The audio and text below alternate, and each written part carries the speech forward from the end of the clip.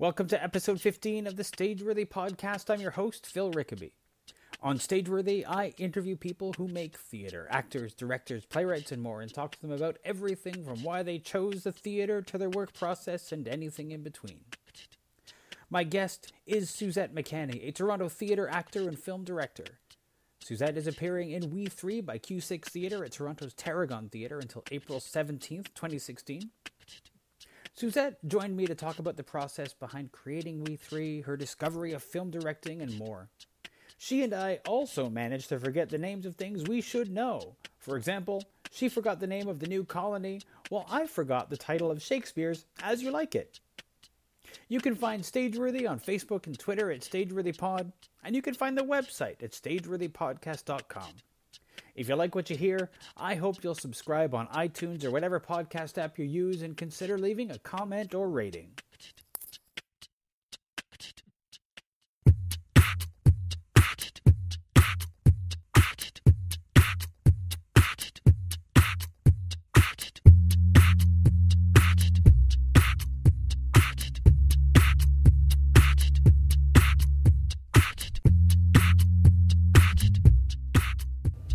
Start where I usually start with people, which is just like, where did you first start in theater? Like, what was your first theater experience?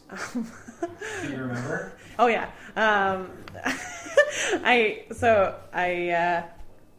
My first experience with when I knew that I was 5 or 7 or something, and my father took me to see like a community theater version of Josie and the Technicolor Dreamcoat, and I remember saying to him afterwards, "Daddy, I want to do that."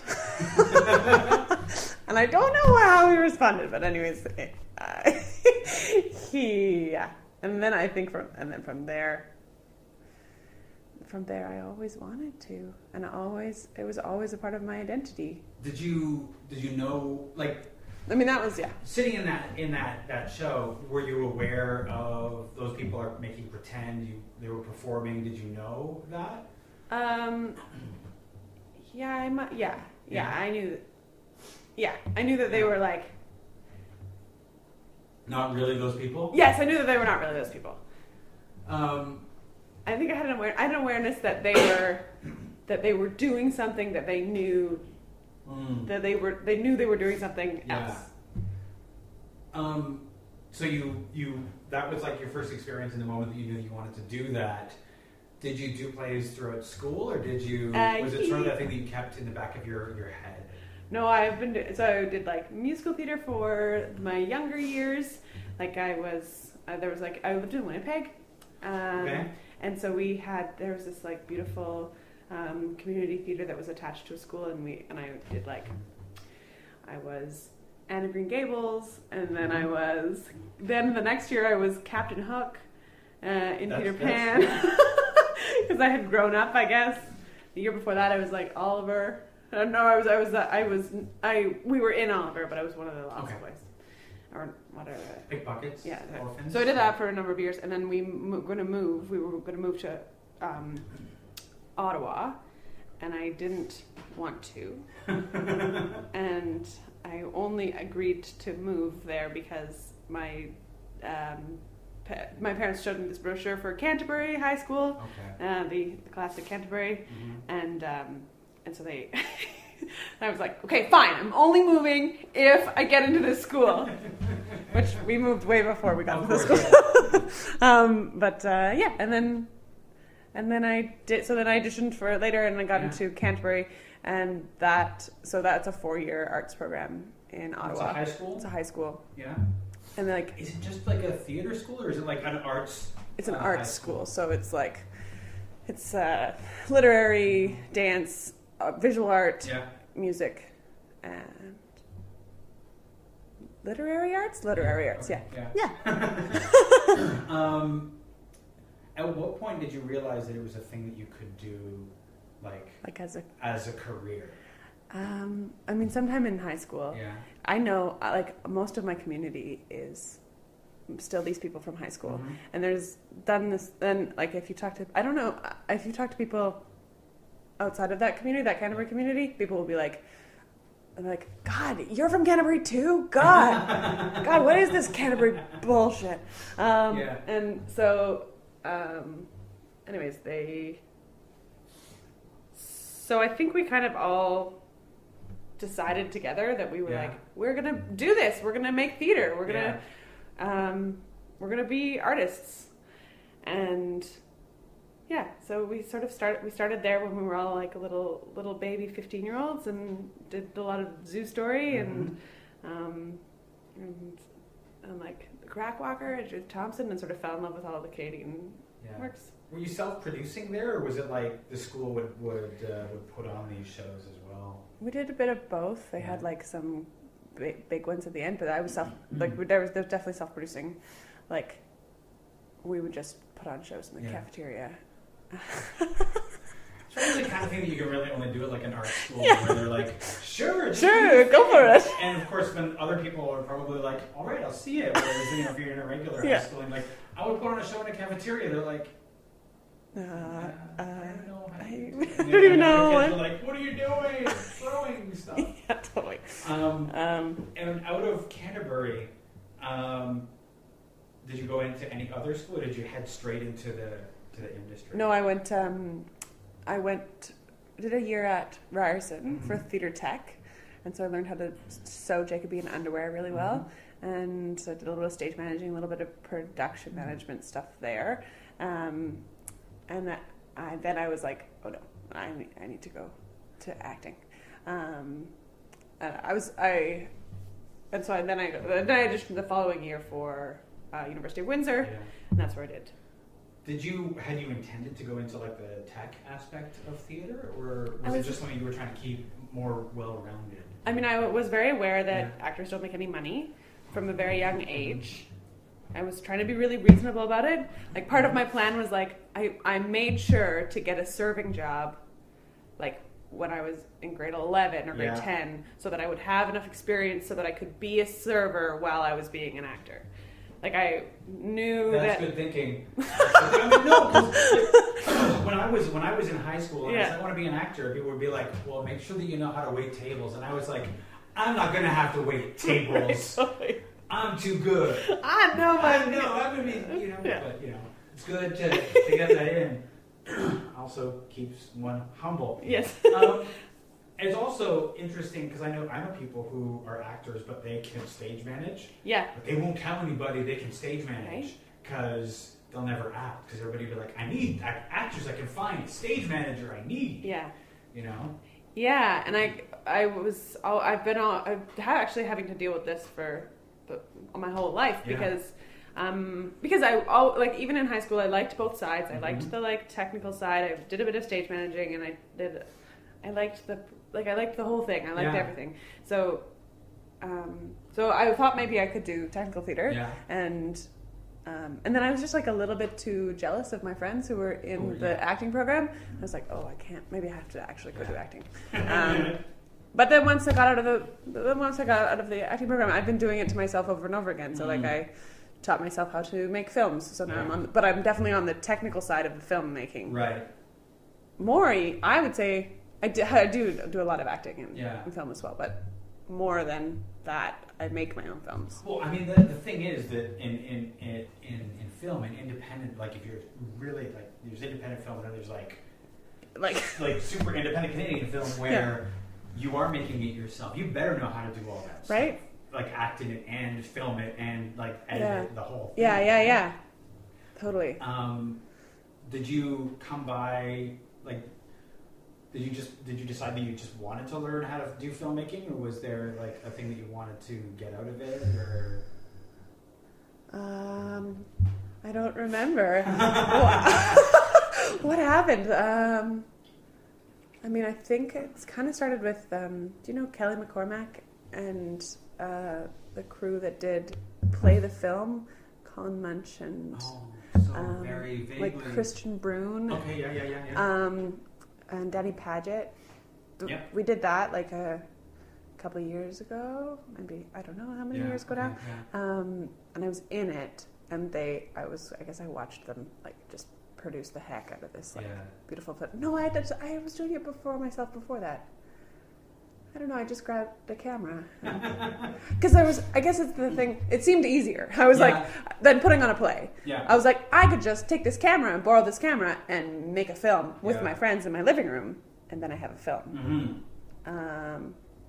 That's very true, because technically you can do that. And now, when the technology is something that you can, like, we all have it on our phone. Yeah.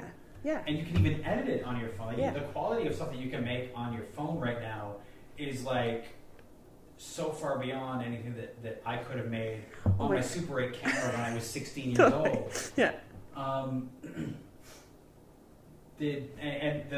What kind of films have you been making? So I've been making some short films. Yeah. I started with this one called 99.7%, and it's about two girls who. It's about a woman who's an online dating site manager. She manages the site, but she's also very lonely, and so she takes she can't find any matches, so she takes the restrictions off in terms of gender, or like all the restrictions off, and she gets this match, which is like 99.7% compatibility, and so with this woman, but she'd never sort of considered herself as gay, or had never considered being with a woman, and so then she sort of becomes friends with her, and then the woman finds out that they're not, that the friendship is based on something other than just a random friendship. Okay, so she approached it like a friendship. A random thing. Yeah. Okay. Yeah. She was trying to, and I guess she was trying to keep the woman from getting matches with like guys. Okay, no. That's good. And then at the end, they try to repair the friendship. But that was just like filmed here. Yeah. With two of my friends, and we were trying to play with like how to make stories, and so we did it with like improv, and we improvised. The two actors built their characters separately, and then we made a story where both characters would be in it, and then we improvised the scenes, so that we wrote the plot, and then we improvised the scenes in the plot. Is that how you intended to approach this, or was this like something that you just sort of like you all came up with like on the fly? We were trying to copy. What's the guy's name who does? I don't remember any of his movies at this moment. The Happy Town? No, it's not Happy Town. The girl. Yeah. Anyways, yeah. There's a British director who does a little bit like this. And he makes sort of a little bit amorphous films where the endings aren't quite clear, and he improvises all the scenes to sort of get a more honest, just true to life storytelling kind of thing. And this is something you've been doing for the last couple of years? Yeah. In addition to the theater stuff. In addition to the theater stuff, yeah. In terms of theater, you're working on something now. Theater, yeah. What are you?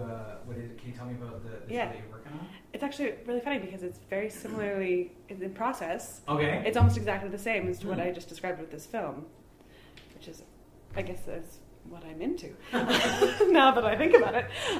So it's called We Three, and it's at Tarragon. We just opened last night. Nice. And so we've been working on it for about a year, and we started. So Sarah Leatovich Goldman is the writer, and she works in Chicago a lot. And there's a company that does.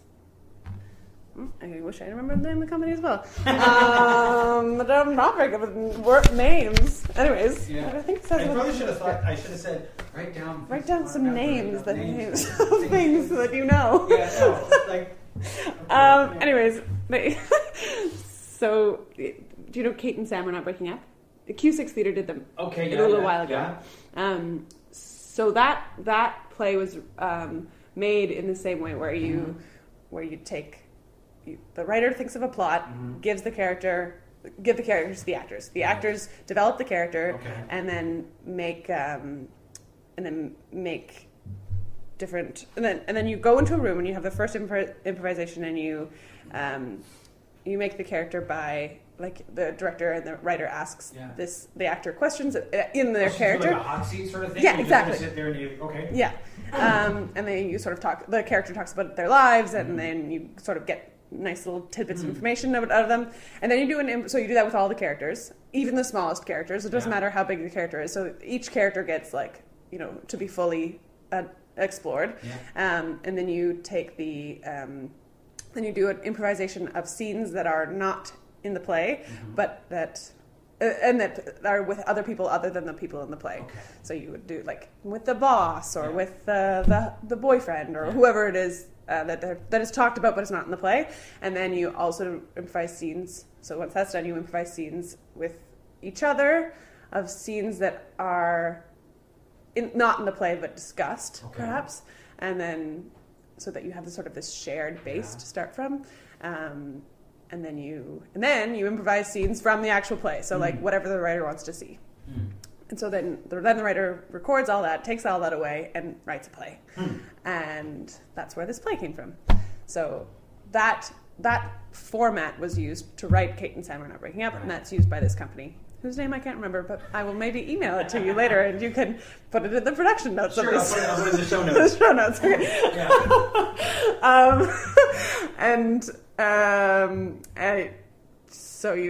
So then this is where the play came from. We copied the style of making the play, but this is an original play. And We Three is about? So it's about three women. Yes. Who are best friends. They live together in university, and one of them has gone away to Calgary and is married, and she's coming back for the first time in 2 years, and they are trying to reconnect and rebuild their friendship. They're trying to come back together. Nice. Yeah. Nice. It's actually about our tagline that we've been using is about friendship, feminism, and fucking.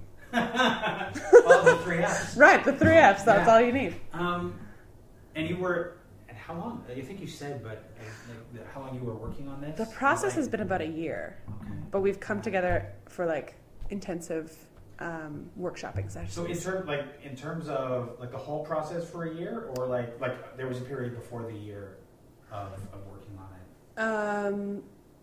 No, the whole process was a year. That's cool. Yeah, that's good.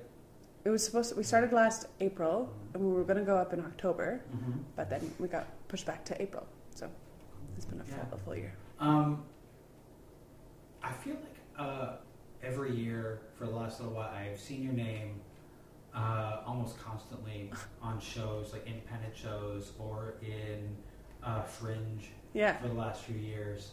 And it seems like you keep popping up. It seems like you're really busy with stuff.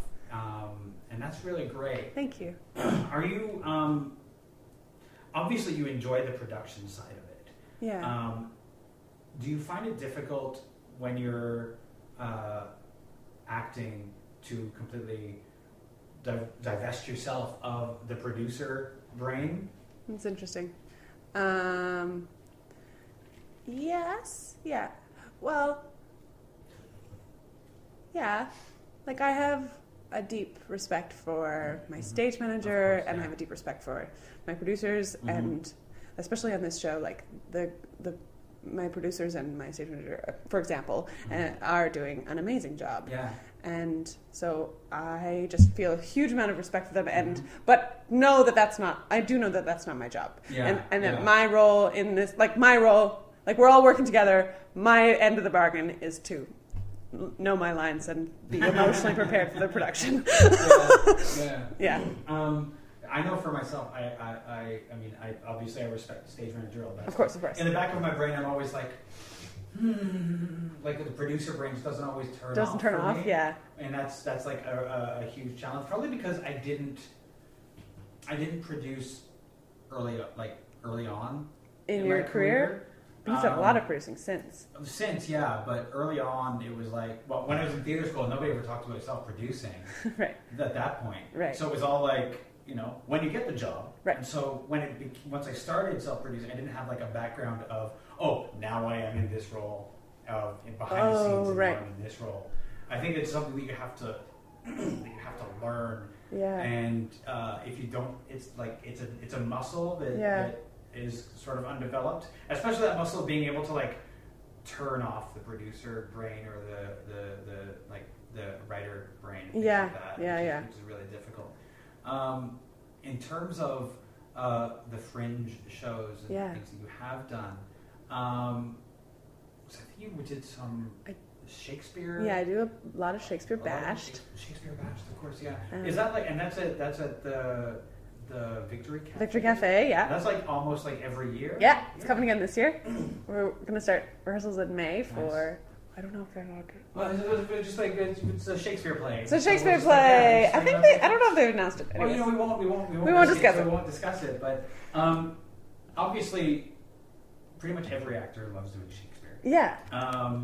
Of the shows that you've done with Shakespeare Bash'd, yes. Is there one that you have enjoyed the most and a role that you've enjoyed the most? I don't think I can pick a favorite of Shakespeare Bash'd plays.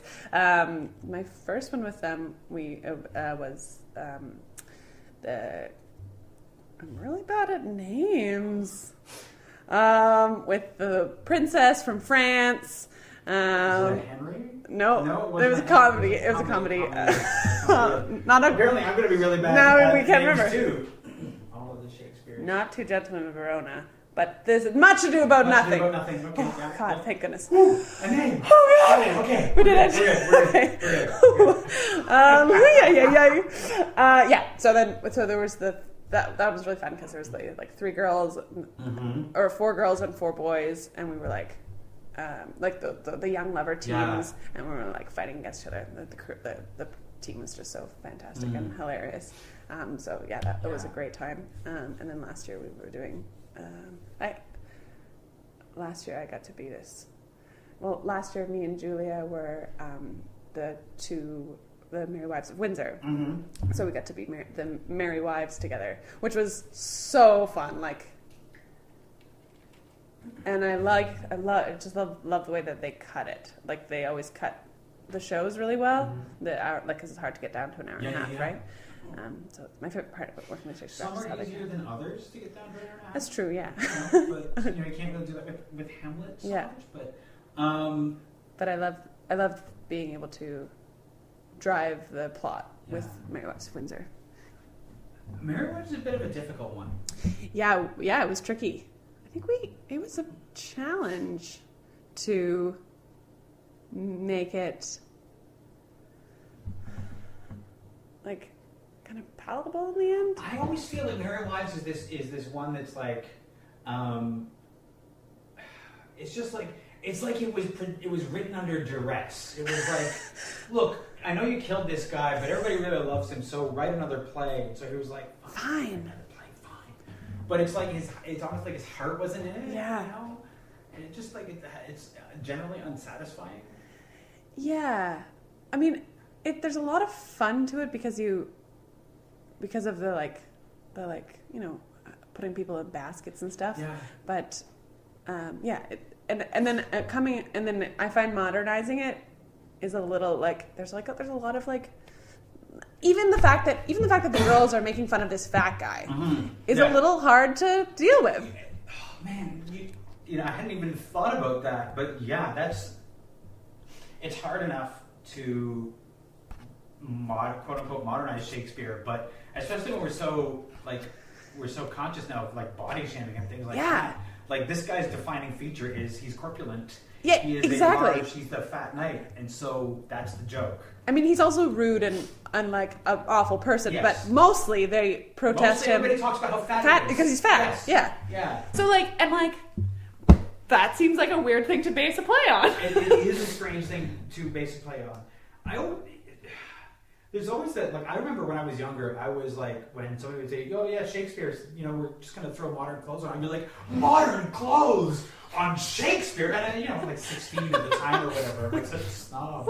But then I realized that, like, you can do almost anything with Shakespeare as long as your concept doesn't get in the way of the play.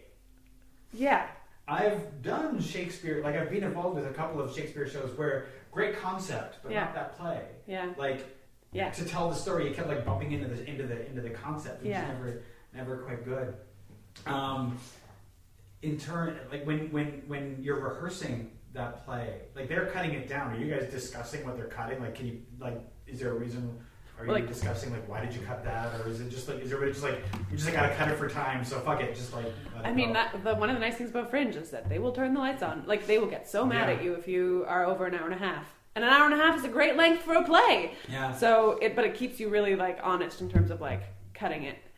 So yeah, we started with like I think a 2-hour draft or maybe like a 1:45 draft of that play, and then had to make some cuts. Do they turn the lights on you even if it's BYOV? Well, they don't turn the lights on, but if you make your audience members late for the next show, they get so mad. People are always so tight. Yeah, back to back. Yeah. So yeah, you're not allowed. You're not allowed. No, you won't. No, you're not allowed. You're not. Yeah.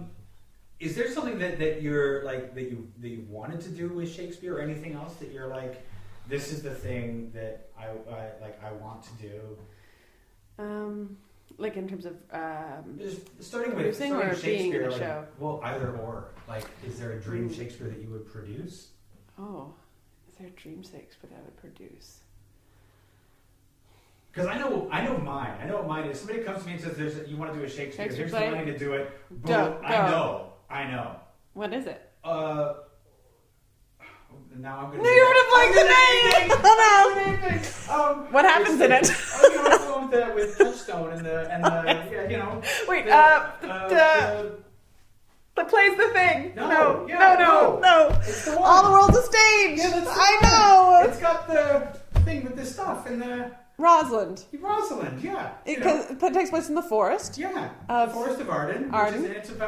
It's called Orlando the Wrestler or some shit like that. Apparently this forgetting names thing is like contagious. Oh my god. Come on. Anyway. Not Two Gentlemen of Verona. It's no. It's All's well that ends well. No. It is. We're really good at Shakespeare. We do a lot of Shakespeare. Yeah. It's like, I'm sure that this is the reason why. But it's that play. That's the one that I would do, and I know exactly how I would do it. Yeah. So that was a tricky one too. I know. There's only one little piece in it that I'm still like working on in my brain. The end. The lion. The lion. I even know how would you do Hymen? Oh, just a fucking priest. They don't even like cut out that whole part where the goddess comes out. That's the one thing about that play that's like, and I almost got a flash of what the fucking name of the thing was, and now it's gone. I am really earning the explicit tag on his podcast too today with all the F-bombs I'm dropping. But like, let's just open the curtain. Whoop, it was a goddess. Here she is. She's gonna make everything fine. Okay, and great. It's like ridiculous. Okay, but the lion? What part is the lion? Oh, like the brother is sleeping under the tree, and the lion and the snake, and there's a whole thing of why he's up there and all this stuff. And it's like, in my setting, that's the one part that I have to work on that won't work. But anyway, for you, is there one that you would do? I like the tragedies actually. Okay. I think I would do Mackers. Which is where we met. Yeah, exactly. Yeah. Mackers, I've done Mackers a few times. Yeah, me too. Actually, I've done, and I've seen it a few times. Yeah. But I guess I'm not. I feel like I'm not over it. See, I get in this phase when I'm like so over it. Yeah. I'm like, I have done this play so many times, and I've seen it so many times. I'm kind of over it, and then occasionally I'm like, except maybe now I can do it again. Is there something about it that really draws you to it? The witches. Okay. But no, and now I'm changing my mind. And you know what I would like to do? Oh, and I really like the Richard II. Right? Okay. The one where Margaret is still young. Mm-hmm. And she's got that beautiful speech about that. But I think if I'm going to produce a Shakespeare, it will most likely be like cross cast. Yeah. Because I'm quite a bit of a feminist, and it really just never stops. Well, I mean, let's face it. A lot of Shakespeare's roles for women are not awesome. Yeah. Because, with the exception of Cleopatra, most of them are like shitty. They're really shitty. Yeah. Like, we know it's just a boy in like a dress, so we're not going to put a whole lot of which is like really too bad, because there's so much more interesting that you could do. Yeah. So I mean, I've gotten a chance to play a lot of male roles as a woman in Shakespeare. And like either you just like I was in the one in Brampton where I was playing Benvolio as a girl. No, as the best friend of Romeo. Okay. But as a girl. But it still changes things. It always changes things. Of course it does. Of course it does. So you can't like pretend it doesn't change things. But no, you kind of have to go for it. Yeah. If you're I think that if you're going to cross cast like that, you can't just play it. You can't decide that this is a boy, like this is a girl playing a boy. Yeah. You've got to accept the fact that that this is a girl in this character, and you just have to go with it. Yeah. Yeah. Yeah. Yeah, and maybe... Would you cross-cast the whole thing, or would there just be specific roles that you would cross-cast? I think I would cross-cast the whole thing. Okay. And maybe to the point where... the women are played by men. Or maybe the point where they're all... where it's a bit more fluid. Yeah. It's so tricky, though, because then... You have to look at how that changes the relationships and how that, like, what that does to the story. So it's always like it can be really. It can be really tricky. But you know, it's certainly a thing. Yeah. That, I don't see why you wouldn't cross cast like that. I think that in an ideal world, especially when we're doing Shakespeare, we would probably just, unless it breaks the play, ignore gender for a lot of the characters. Just. Just blindness to gender, color, race, whatever, and just cast the right actor. Yeah, totally. Yeah, I think that is valuable. Somebody was telling me a story about European theater versus Canadian theater, and actually now I've heard two different things, so I may be wrong. But they were saying that in England it's more people are more resistant to cross casting, maybe even especially in race. They want it to be more realistic. But then I had somebody else who said that was totally wrong. I've actually never. I don't have first-hand knowledge of this, so I don't know. It just depends on where you are. Yeah. You know, we saw an article earlier today that was like. 85% of the English will not accept a female Hamlet, and I was like, I don't even know how you poll for that, but I don't even know, because until you see it, you can't really say no, I wouldn't accept that. Yeah. Female Hamlet would be great. I haven't seen female Hamlet. Yeah, it would be great. Yeah. In terms of feminist theater, have you always considered yourself a feminist actor, or is that something that you've grown into? No, probably always. Yeah. Oh my God, there was this great story when I was in Windsor. Okay. So we we were. It was that was 10 years ago, and so even it was just a little bit less talked about. Yeah.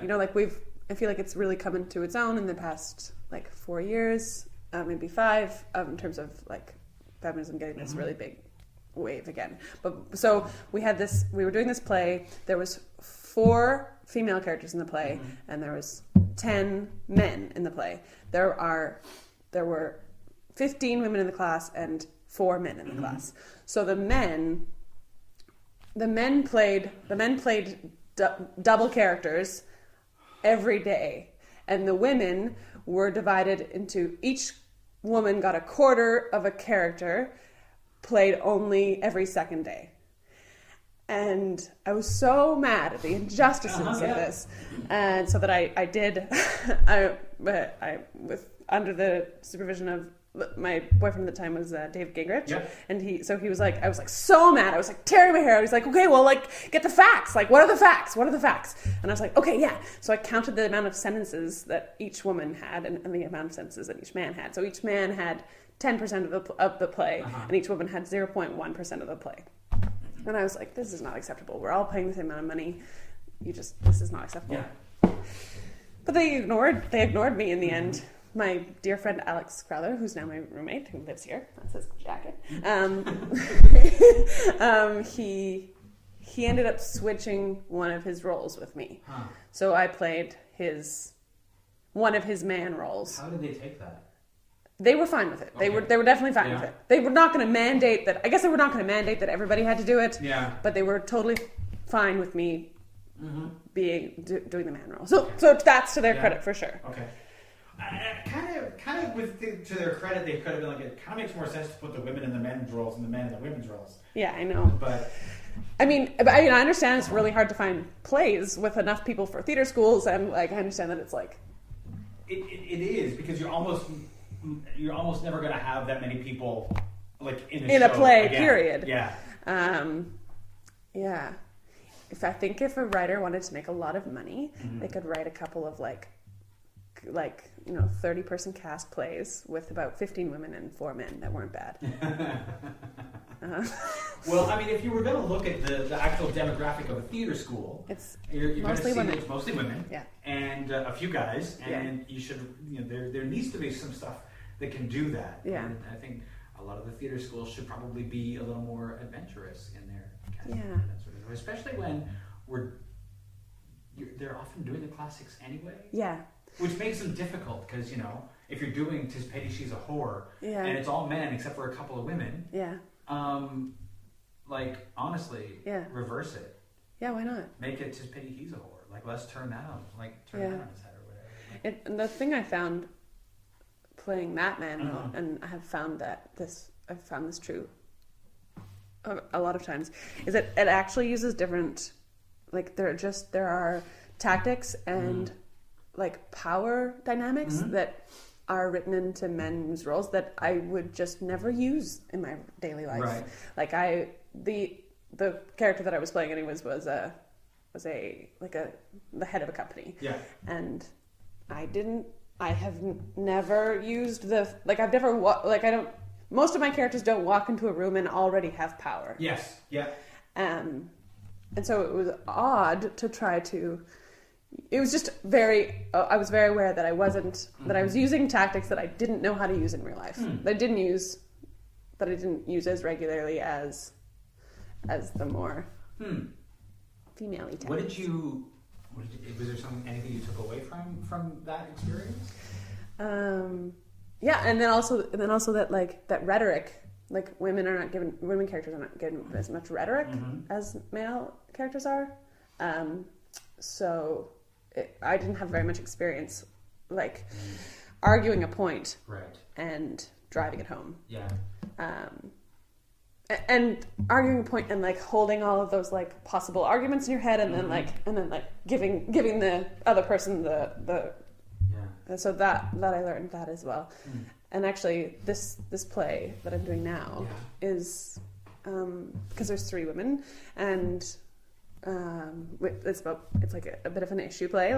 There's definitely conversations about politics and about how to do the world, and I think it's still rare, and I'm still bad at it. I'm still bad at our director gave us a note. She was like, I almost want to give you the note, play these characters like men, because then you have then you just you ground yourself a little bit.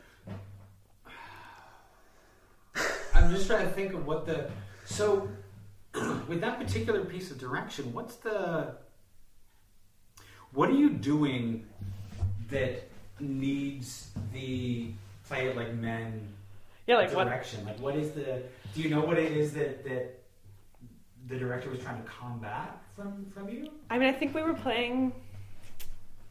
were almost not playing full, rounded individuals the way we are in our lives. We were playing girls. And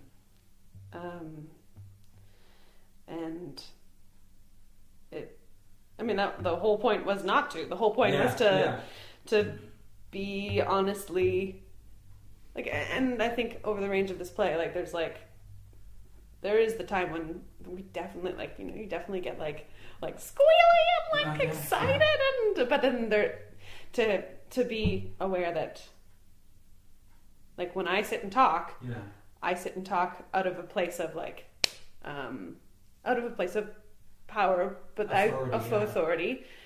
And I don't think I put that into my characters always. Why do you think that is? Like, I mean, I guess I would say because I haven't seen it very much. That's not how I think a woman character is, but I don't know if that's true exactly. I think it's just habit, and I think it's just like, I think more than anything, it's like, I mean, when anyone's acting, it's hard to be like, no, but really speak from my real voice. Oh, you know, like I think that more than anything is, but when a bunch of women do it, it looks like they're pretending to be, I don't know, pretending to be women. I'm not sure. What's sort of funny, like in terms of this, your production team. Yeah. So you have a bunch of women actors. Yes. Woman playwright. Woman playwright. Yeah. Director. Woman. Okay. So you've got all these women in the room. I don't even know what it's like. How is it that women in a room are like allowing each other to like not play rounded characters or something like that? Like just like. Well, no, I mean we aren't allowing ourselves to not play rounded characters because we did get the direction and we took the direction but like, and the literally the whole point of the creation process and everything was to make well-rounded characters. Of course, yeah.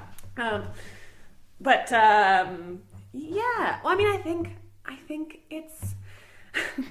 Now I just sound like my play. I think it's kind of cultural, stereotypical brainwashing, having us believe that, or like no, like it's practice. It's what I've practiced. Yeah. It's what I. Of course, and it's what you've done in most other roles. It's what I've done in most other roles, and it's. Like it's very odd to play a character that's not a young girl who's like being raped. Yeah. Like it's just not something I've done very much. Well, it's like I don't even know what it's like. Obviously, I don't know what it's like. No, I mean, but our society is like the culture that we live in is kind of man-centric. Yeah. Although we are getting better at calling guys out on their man-centricities. Yeah. Like, people are getting better at calling each other out, calling dudes out on their mansplaining. Yeah. And their manspreading. Totally. And it's just that, we still have the internet where dudes are like, like assholes. The internet's a terrible place, but. The internet is a terrible place. And a wonderful place. And both terrible and wonderful. And I think that we, there's all these great initiatives for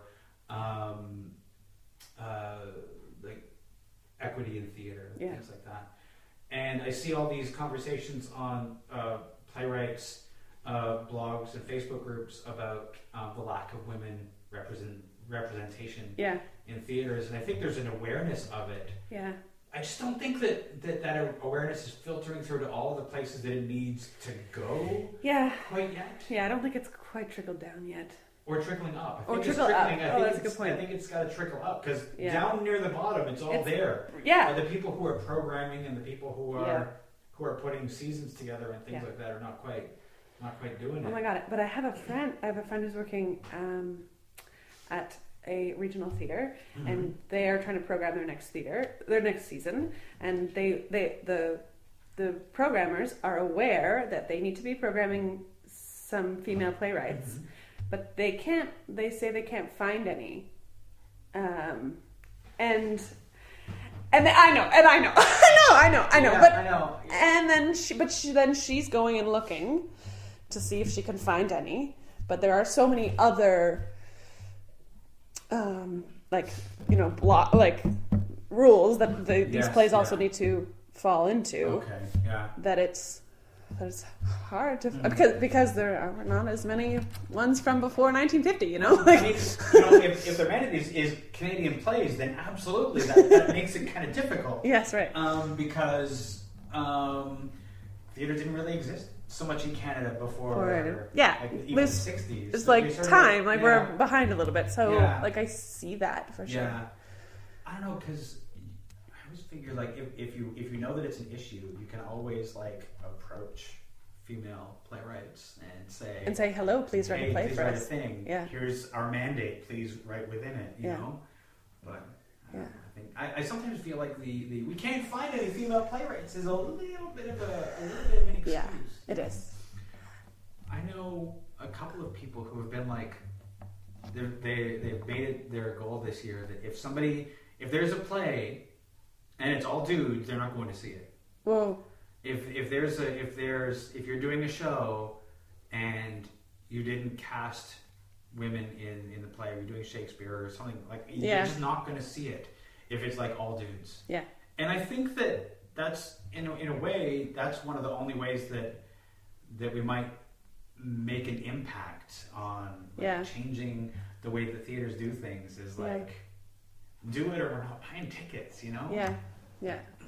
I feel like I have such a beautiful network of like these really amazing female artists that are making plays, and a lot of writers, a lot of producers, and and I think I think the people who I'm interested in, and therefore the people who I work with, are very much like interested in. Yeah. It's interesting because if I look back at the people that I've spoken to for this podcast. Unsurprisingly to me, the vast majority have been women. There are more women than men that I've spoken to. Oh, interesting. And whenever I am like seeking people, whether on Facebook or on Twitter, I say, hey, I'm looking for people to talk to. Yeah. The actors who come out of the woodwork are almost all, the actors, playwrights, directors are almost all women. That's crazy.